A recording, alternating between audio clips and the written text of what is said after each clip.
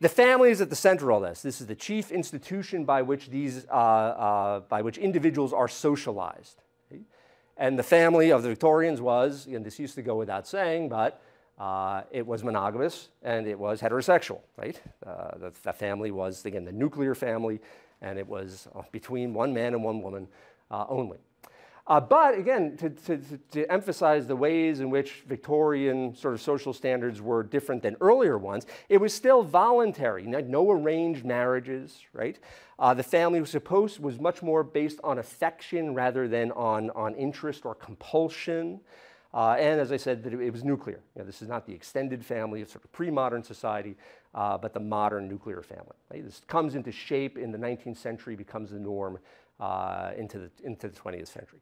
The institution of the divorce, therefore, is still limited. Right? Legally, no states had no-fault divorce laws until the 1960s. Divorce was deliberately meant to be expensive and difficult to obtain. It was still stigmatized. I can remember growing up in the 1970s, and divorce was still something that was rather scandalous, right?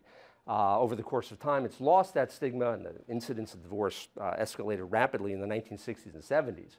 But at this period in the 1950s, divorce was still something that was unusual, something that was socially frowned upon. It was also politically fatal.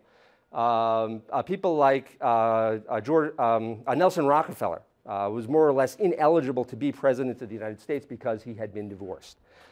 There wasn't a Supreme Court justice who had been divorced until William O. Douglas in the 1930s, right? So there was, and divorce still had this stigma to it because it was a threat to the family, which is this central institution.